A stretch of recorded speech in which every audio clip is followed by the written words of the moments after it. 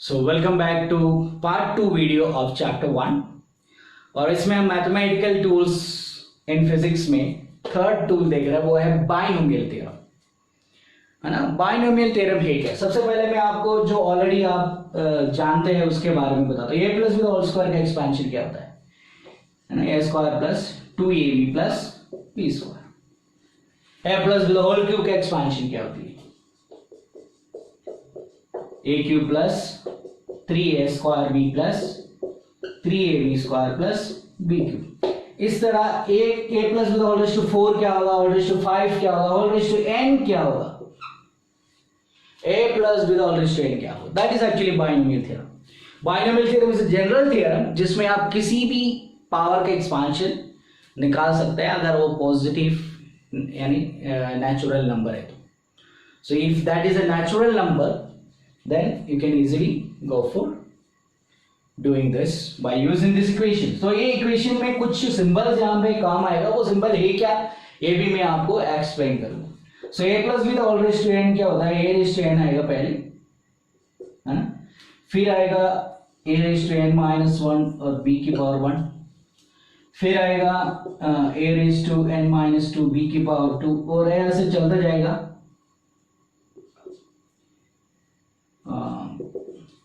तो लास्ट में b की पावर n आ जाएगी। उससे पहले क्या आएगा? a की पावर 1 आएगा, b की पावर n माइनस 1।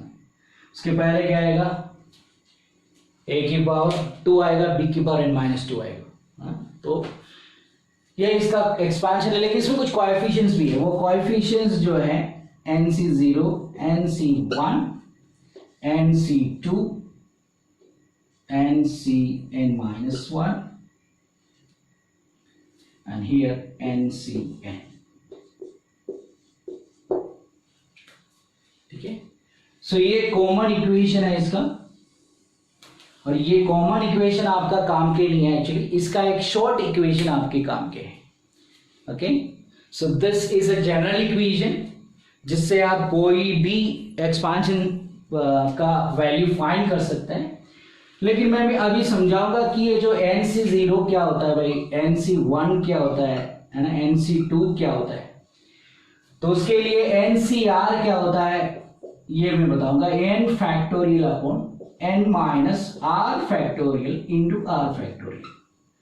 यहां पर मैंने ये जो लिखा है इसको फैक्टोरियल पढ़ते हैं। इसको और भी तरीके से लिख सकते हैं, लेकिन मैं नॉर्मली यही मेथड यूज करता हूं, है ना। इसको ऐसे स्लैश करके भी लिख सकते हैं फैक्टोरियल को, बट एक एक्सक्लेमेशन मार्क भी फैक्टोरियल का प्रॉपर रिप्रेजेंटेशन में आते हैं। सो फैक्टोरियल क्या होता है? जैसे फॉर एग्जांपल 5 फैक्टोरियल क्या होता है? ये होता है 5 इंटू 4 इंटू 3 इंटू 2 इंटू 1। सो ये कोई बड़ी चीज नहीं है। फैक्टोरियल वर्ड सुन के आपने पहली बार सुना तो आपको ऐसा लगेगा यार क्या पढ़ा दिया। लेकिन 5 फैक्टोरियल क्या होता है? 5 इंटू 4 इंटू 3 इंटू 10 फैक्टोरियल क्या होगा? 10 इंटू 9 इंटू 8 इंटू 7 इंटू 1 तक, मतलब जो भी फैक्टोरियल होगा उसको कम करके 1 तक उसको मल्टीप्लाई करना है, तो उस फैक्टोरियल का वैल्यू आ जाएगी। सो एनसीआर का डेफिनेशन ये होता है n factorial upon n minus r factorial into r factorial. तो इसका मतलब ये जो nc0 का और nc1 का, nc2 का, इन सब का वैल्यू आप यहाँ पे आराम से फाइंड कर सकते हैं। और ये फैक्टोरियल में आपको दो चीजें लर्न करने की है कि 0 फैक्टोरियल का वैल्यू भी 1 होता है और 1 फैक्टोरियल का वैल्यू भी 1 होता है। 0 फैक्टोरियल का वैल्यू भी 1 होता है और 1 फैक्टोरियल का वैल्यू भी 1 होता है, और बाकी सब का वैल्यू आपको पता है। 2 factorial 2 into 1, 3 factorial 3 into 2 into 1, 4 factorial 4 into 3 into 2 into 1। So it goes on like that. यहाँ पे इनकी वैल्यूज एक बार अपन फाइंड करके देखते हैं, और मैं कुछ वैल्यूज आपको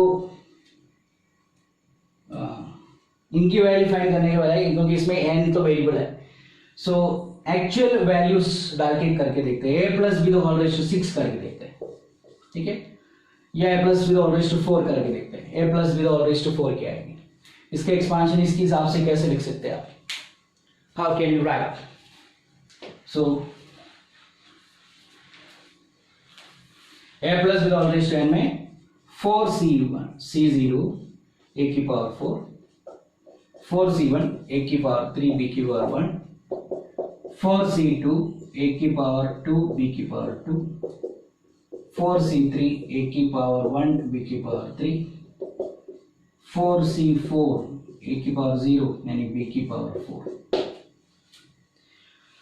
तो a की पावर मैक्सिमम आ गया, b की पावर 0 आ गया, फिर a की पावर एक कम हो गया, b की पावर 1 आ गया, फिर a की पावर एक और कम हो गया, b की पावर एक बढ़ गया, a की पावर एक और कम हो गया, b की पावर से a की पावर घटता जाएगा, b की पावर बढ़ता जाएगा। और ये 4c0 मतलब यहाँ पे 4 है तो 4 से स्टार्ट होगी, 5 है तो 1 पे plus b the whole raise to 5 है तो 5 से स्टार्ट हो गई, तो 5c0 5c1, यहाँ पे 4 है तो 4c0 4, 4c1 4c2 4c3 4c3 4c4। तो इन सब में 4c0 का वैल्यू क्या है 1 है, और ये लास्ट वाला 4c4 का वैल्यू भी 1 है। कैसे आया 1 ये मैं आपको एक्सप्लेन करूंगा, लेकिन एक बार अपन 4c1 और 4c2 और 4c3 निकाल लेते हैं। 4c1 का वैल्यू होगा, हम जानते हैं NCR का वैल्यू क्या है, n factorial upon n minus r factorial into r factorial. So 4 factorial upon 4 minus 1 factorial into 1 factorial. तो इसका जो आंसर आएगी 4 factorial upon 3 factorial into 1 factorial. और 4 फैक्टोरियल को अपन लिख सकते हैं 4 इंटू 3 इंटू 2 इंटू 1, 3 फैक्टोरियल लिख सकते हैं 3 इंटू 2 इंटू 1, और 1 फैक्टोरियल को लिख सकता है 1। तो ये पूरा कैंसिल हो जाएगी और आंसर आ जाएगा 4। और इसी तरह 4c1 का वैल्यू क्या आएगी, 4c2 का वैल्यू क्या आएगा, तो 4c1 का तो 4 हो गया है ना, तो 4c1 का वैल्यू आएगा 4, और 4c2 का देखते हैं, 4c2 का आएगा 4 factorial upon n minus r, तो 4 माइनस 2 फैक्टोरियल इंटू 2 फैक्टोरियल। तो 4 फैक्टोरियल को तो 4 इंटू 3 इंटू 2 इंटू 1 लिख सकते हैं, और यहाँ पे 2 फैक्टोरियल आ गया तो 2 इंटू 1, और ये 2 फैक्टोरियल आ गया तो 2 इंटू 1। सो एक 2 इंटू 1 2 इंटू 1 कैंसिल, और एक 2 इससे कैंसिल हो गया, आंसर आ गया 6। सो 4c2 का वैल्यू आया 6। और अगला है 4c3, 4c3 का value 4 factorial upon 4 minus 3 factorial into 3 factorial according to the formula n factorial upon n minus r factorial into r factorial. तो 4 फैक्टोरियल हुआ 4 इंटू 3 इंटू 2 इंटू 1, 4 माइनस 3 तो 1 है, तो 1 तो नया लिखो कोई दिक्कत नहीं है। 3 फैक्टोरियल हुआ 3 इंटू 2 इंटू 1, सो 3 into 2 into 1 3 into 2 1 cancel, answer 4 आ गया। सो 4c3 का वैल्यू 4 आ गया। ओके, अब मैं आपको हमेशा 4c0 और 4c4 जो सबसे फर्स्ट और लास्ट होती है हमेशा वैल्यू 1 होती है। क्यों होता है देखो, 4c0 जो है 4 factorial upon 4 minus 0 factorial into 0 factorial. 4 factorial तो ऊपर 4 फैक्टोरियल, ये नीचे 4 फैक्टोरियल इंटू 0 फैक्टोरियल का वैल्यू क्या होता है 1 होता है। सो 0 फैक्टोरियल का वैल्यू भी 1 होता है, 1 फैक्टोरियल का वैल्यू भी 1 होता है। तो 4 फैक्टोरियल पूरी की पूरी कट जाएगी, क्योंकि 4 into 3 into 2 into 1, 4 into 3 into 2 into 1 cut गया, आंसर आ गया 1। और इस तरह 4c4 का वैल्यू भी यही आएगी, 4 factorial upon n minus r 4 minus 4 का factorial into r factorial r4। तो ऊपर तो 4 आ रहा है और नीचे क्या आ रहा है 0 फैक्टोरियल इंटू 4 फैक्टोरियल, तो इसमें 4 4 कैंसिल हो जाएगा, और 0 फैक्टोरियल का वैल्यू 1 होता है, तो आंसर आएगा 1। सो इसका मतलब ये जो एक्सपेंशन जो आएगी a plus B the whole raise to 4 का जो एक्सपेंशन जो आएगा वो ये आएगी a की पावर 4 प्लस 4c1 का वैल्यू 4 है, 4a cube b plus 4c2 का 6 है, 6a square b square, 4c3 का 4 है, तो 4ab क्यूब प्लस ये 1 है तो b की power 4। So this will be the expansion of a plus b the whole raise to 4। इसी तरह a plus whole raise to 5, a plus whole raise to 6, कोई भी एक्सपेंशन आप बड़े आराम से इसको इस फॉर्मूले का यूज करके कर सकते हैं। तो ये फॉर्मूले का जो जनरल फॉर्मूला मैंने पहले लिखवाया था, और उसी से मॉडिफाई करके कितनी भी बड़ा एक्सपेंशन कर सकते हैं। लेकिन उसमें ये जो कैलकुलेशन है 4c1 4c2 4c3 है, nc1 nc2, और 6th पावर है तो 6c1 6c2 6c3 6c4 65 66 60, ये सब वैल्यूज आपको कैलकुलेट करना पड़ेगा। शुरू और आखिरी का वैल्यू जो है वो 1 रहेगी, बाकी सबका वैल्यू आपको कैलकुलेट करनी पड़ेगी। तो ये जो चीजें हैं ये है मैथमेटिकली जो हम सीखते हैं बायनोमियल थ्योरम में। लेकिन फिजिक्स में ज्यादातर काम आने वाला इसका एक स्मॉल वर्जन है। ओके, फिजिक्स में काम आने वाला इसका एक स्मॉल वर्जन है, वो है 1 plus X the whole raise to n।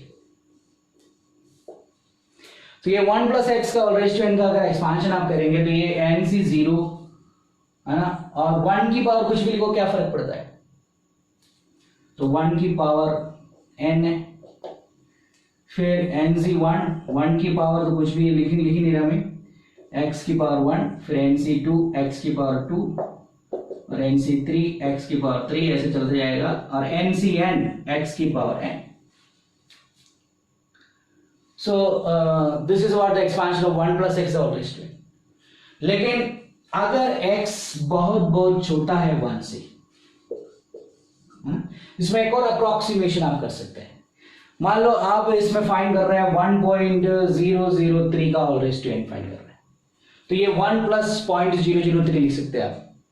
So 1 plus या इसका पावर 10 फाइंड कर रहा है, इसका पावर 20 फाइंड कर रहा है, तो इसमें क्या है कि ये जो 003 है इसका हायर पावर्स है ना, 003 का स्क्वायर, 003 का स्क्वायर, इसमें आप 003 का वैल्यू डालेंगे 1 प्लस तो nc0 1 आएगा, nc1 x के जगह 0.003 आएगी, क्योंकि आप इसको प्लस में 0.003 लिख सकते हैं, और यहाँ पर x की जगह 0.003 का स्क्वायर आएगा, x क्यूब जगह 0.003 का क्यूब आएगी। लेकिन आप जानते हैं 0.003 का स्क्वायर जो है ये तो 0.9 और इसके बाद 3 1 2 6 डिजिट होना चाहिए, 0.000009, तो इतने सारे डिजिट फिर यहाँ पर जरूरत पड़ेगी, तो ये बहुत ही नेग्लिजिबल क्वांटिटी हो जाएगी।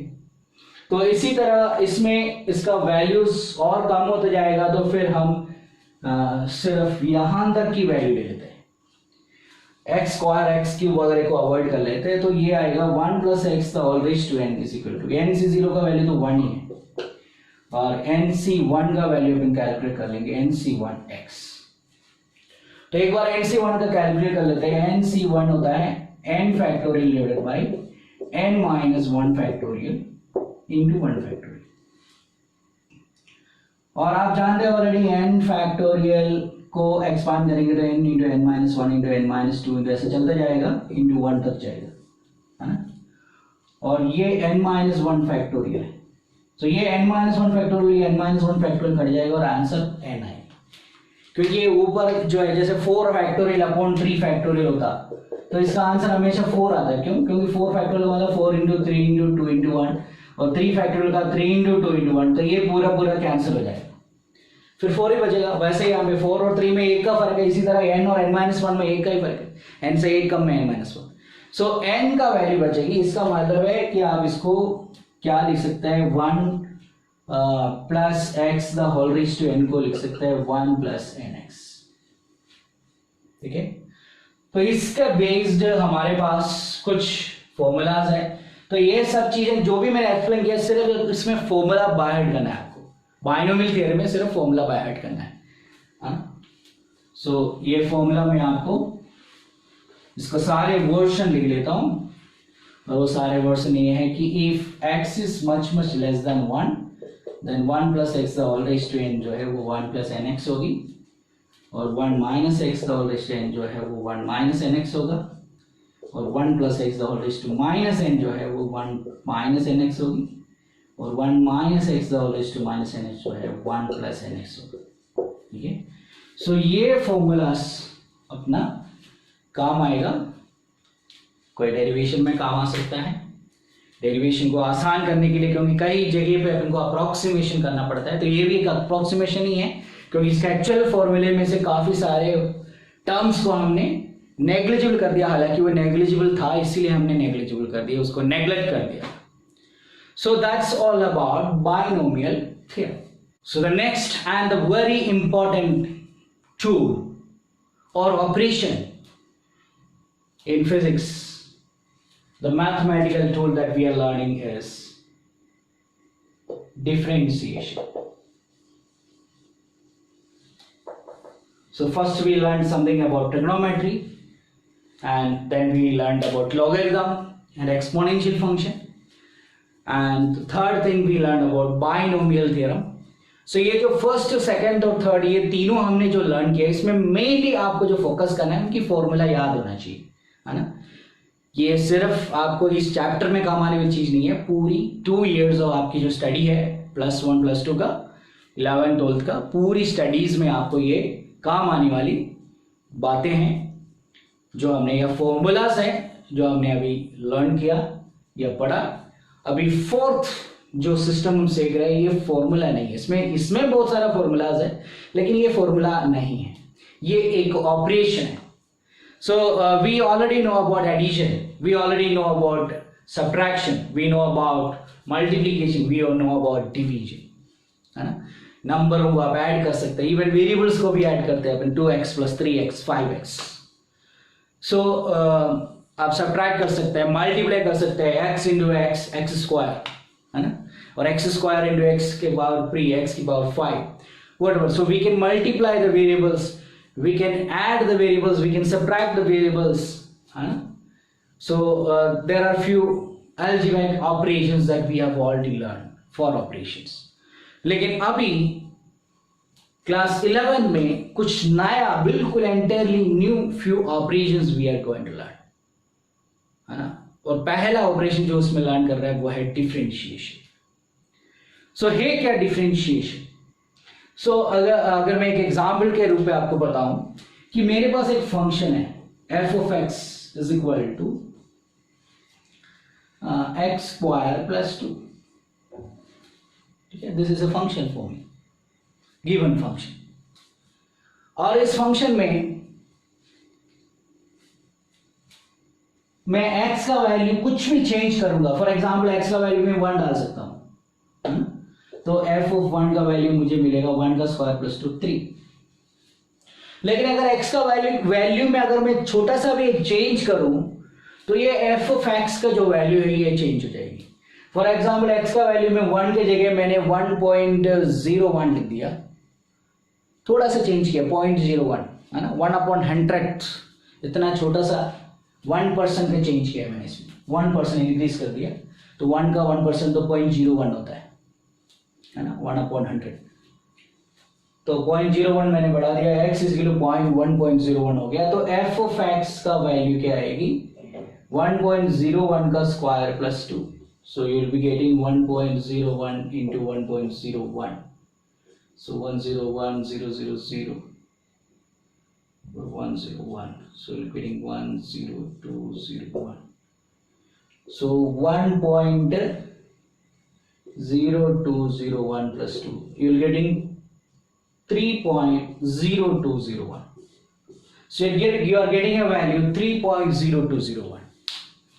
लेकिन बात यहां पर ये है कि हम जब इसको एनालाइज कर रहे हैं तो मैंने x में छोटा सा एक चेंज किया है, और x में जो चेंज किया है delta x. So this is a symbol that you have to learn in physics. Delta x is actually talking about the change in x, है ना, and it's a small change in x. अगर मैं dx लिखूंगा तो ये भी change in x है. So but it's infinitely small, बहुत ही छोटा चेंज, है ना, और नाक की बराबर 0.000001 ऐसे बहुत ही छोटा चेंज है तो उसको dx लेंगे, और थोड़ा बहुत चेंज हुआ तो उसको डेल्टा x लेंगे. सो यहाँ पर x + डेल्टा x. सो मैंने यहाँ पर डेल्टा x का जो वैल्यू है 0.01 लिया है ना. सो डेल्टा x यहाँ पर लिया है मैंने 0.01. लेकिन यहां पर जो मेरा फंक्शन है, या मैं इसको y भी लिख सकता हूं, y, और ये y का जो वैल्यू है ना, ये फंक्शन का जो वैल्यू है y = x² + 2 है. तो x में छोटा सा चेंज किया मैंने, 1 x का वैल्यू पहले 1 डाला था मैंने, लेकिन अब मैंने x का वैल्यू क्या डाल दिया भाई, x का वैल्यू 1.01, मतलब एक छोटा सा चेंज किया, 0.01 ऐड कर दिया, तो y का वैल्यू है 3.0201. सो x का वैल्यू डेल्टा x अगर इतना है तो डेल्टा y कितना है, मतलब पहले आएगा 3 और अब आया 0.0201 और ये आ रहा है 0.01. सो x में जो चेंज हुआ उसके वजह से y में भी चेंज हो गया, लेकिन सेम चेंज नहीं हुआ y में कुछ और वैल्यू चेंज हुआ है. सो y का चेंज अलग है, x का चेंज अलग है। अगर ये दोनों का रेशियो में करूं then I will get a value 0.0201 divided by 0.01 and इसको 2 पॉइंट आगे सरकाएंगे तो 2.01। So delta y by delta x का वैल्यू क्या है 2.01। तो इसमें और भी छोटा वैल्यू अगर मैं लूं 1.00001 तो मुझे ये जो 2 पॉइंट के आगे जो वैल्यू मिलेगी वो भी बहुत ही छोटा मिलेगा और फाइनल आंसर मुझे लगभग 2 ही मिलने वाला है। ठीक है, सो इसीलिए मैथमेटिशियन देखा बोला कि ये जो रेशियो है it tends to be a constant when this delta x becomes very very small. So अभी एक नया सिस्टम आया है, वो है एक रेशियो है, मतलब एक तरह की डिवीजन है, लेकिन डिवीजन में एक कंडीशन अप्लाई किया है। वो कंडीशन ये है कि ये जो नीचे जो डेल्टा x है that is very very small. So differentiation is actually finding A ratio. So what do you mean by differentiation? Differentiation is finding a ratio. This is actually differentiation delta y by delta x. और इसको जब आप delta x का value infinitely small quantity बोलते हैं तो delta y भी infinitely small quantity होगी। सो dy by dx लिखेंगे अपन। सो इसको मैं एक बार बिना वैल्यू डाले, अभी तो वैल्यू डाल के बताया है ना, अभी मैं आपको क्या समझा रहा हूँ, डिफरेंशिएशन है क्या समझा रहा हूँ, है ना। डिफरेंशिएशन करना कैसे है वो हम नेक्स्ट क्लास में सीखेंगे। सो डिफरेंशिएशन है क्या, that's what I am going to teach you right now. तो अभी मैं विदाउट वैल्यूज वेरिएबल से बात कर रहा हूं एक बार। सो मैं अभी नया y का बात कर रहा हूं तो y में कुछ नया y यानी डेल्टा y हो जाएगी, लेकिन अगर मैं x में क्या है एक डेल्टा x करेंगे y एक नया y में बदल जाएगी, तो कुछ नया ऐड हो जाएगा y में। सो अगर मैं इसको थोड़ा सा कर लूं x का इसका square a square plus 2 into a into b plus b square. So y का वैल्यू x स्क्वायर प्लस 2 है तो y का वैल्यू यहाँ पे x स्क्वायर प्लस 2 लिखेंगे और x स्क्वायर कैंसिल और 2 cancel. So delta y is equal to क्या मिल रहा है मुझे 2x into delta x plus delta x का स्क्वायर। अब आप देखिए जो डेल्टा x का जो स्क्वायर है, अगर मैं कहता हूं ये delta x infinitely small change है, सो 0.0000 समथिंग चेंज है, उसका स्क्वायर तो उससे भी छोटा हो जाएगी, तो ये नेग्लिजिबल क्वांटिटी होगी। सो जब ये नेग्लिजिबल हो गया तो हमें मिल गया 2x इंटू डेल्टा x और delta y by delta x का वैल्यू क्या मिलेगी, what is this delta y by delta x, क्योंकि मल्टीप्लाई में डेल्टा x इधर आएगा तो डिवाइड में। सो delta y by delta x जो मिलेगी वो आपको मिलेगा 2x, है ना। और x का वैल्यू मैंने पहले 1 डाला था, इसीलिए मुझे 2 इंटू एक्स 2 इंटू 1 2 लगभग 2 के लगभग वैल्यू आ गया था। So delta y by delta x 2x है। So this is what actually we are finding, लेकिन given that delta x is an infinitely small quantity, क्योंकि हमने ये डेल्टा x स्क्वायर को क्या किया भाई, नेग्लेक्ट किया है। ये तभी नेग्लिजिबल है जब इसका वैल्यू पॉइंटों में बहुत ही छोटा वैल्यू है ना, जैसे 0.000001 है तो इसका स्क्वायर तो वो उससे भी है ना, अगर 5 डिजिट का है तो फिर स्क्वायर 10 डिजिट का हो जाएगी, अगर ये 10 डिजिट का है तो उसका स्क्वायर 20 डिजिट्स का हो जाएगा, तो वो बहुत ही छोटा जीरो की बराबर के और एक नेग्लिजिबल हाईली नेग्लिजिबल क्वांटिटी हो जाएगी, है ना। तो ये डेल्टा एक्स को अगर हाईली नेग्लिजिबल होना है तो हमें ये मानना पड़ेगा कि जो चेंज हो रहा है यहाँ पर एक्स में अपन जो चेंज कर रहे हैं वो बहुत ही छोटा है, तब y में भी जो चेंज हो रहा है वो बहुत ही छोटा चेंज हो रहा है। और इन दोनों चेंज का जो रेशियो है इसको बोलता है derivative of that function y with respect to x, या you are differentiating y with respect to x। सो ये जो y जो है x स्क्वायर प्लस 2, इसको आपने x के हिसाब से डिफरेंशिएट किया है और आपका आंसर आया 2x। सो x स्क्वायर प्लस 2 को आपने डिफरेंशिएट किया और इसका आंसर आया 2x। सो x स्क्वायर प्लस 2x को x स्क्वायर प्लस 2 को आपने डिफरेंशिएट किया, इसका आंसर आएगा, तो इसको आप शॉर्ट फॉर्म में ऐसे लेंगे dy by dx is equal to क्या है 2x आया, है ना। और इसका एक्चुअल डिफरेंशिएशन विद फॉर्मूलाज वगैरह करेंगे तो भी इसका 2x ही आएगा। वो कैसे आएगा we will be learning in the next class. So next class में हम ये सीखेंगे कि डिफरेंशिएशन का कुछ रूल्स होती है, डिफरेंशिएशन में कुछ फॉर्मूलाज होता है। ये सब इस तरह जैसे मैंने अभी इस क्वेश्चन को करके बताया वैसे करके डिराइव हुआ हुआ फॉर्मूला से, तो हमें डिराइव करना नहीं है फॉर्मूला, वो formula as it is by heart करना है। और अगर आप डिटेल में डिफरेंशिएशन सीखना है तो that is actually in class 12, even 11 में भी नहीं है, है ना, मैथमेटिक्स में है। There are 8 different types of differentiation. So और वो भी थोड़ा डिटेल में डिफरेंशिएशन है, लेकिन हम फिजिक्स में जैसे काम आ रहा है उस हिसाब से डिफरेंशिएशन के जो बेसिक थिंग्स है वो मैं आपको नेक्स्ट क्लास में पढ़ाऊंगा। सो अभी आपको क्या करना है, जो भी टॉपिक पढ़ाया गया है उनमें फॉर्मूलाज जो है उसको याद करना है। अभी आपको समझ में आए ना आए कोई फर्क नहीं पड़ता, क्योंकि अभी हमने कोई एक्सरसाइज चालू नहीं किया है, अभी हमने कोई क्वेश्चंस करना चालू नहीं किया है। क्वेश्चन करेंगे तब आपको समझ में आएगा कि हाँ आपको आ रहा है या नहीं आ रहा है ना। अभी तो क्वेश्चन करने के लिए आप कुछ फॉर्मूलाज बाय हार्ट करना है, ठीक है। So in the next session I will be giving you more formulas concerning differentiation, and we will be doing some questions on differentiation.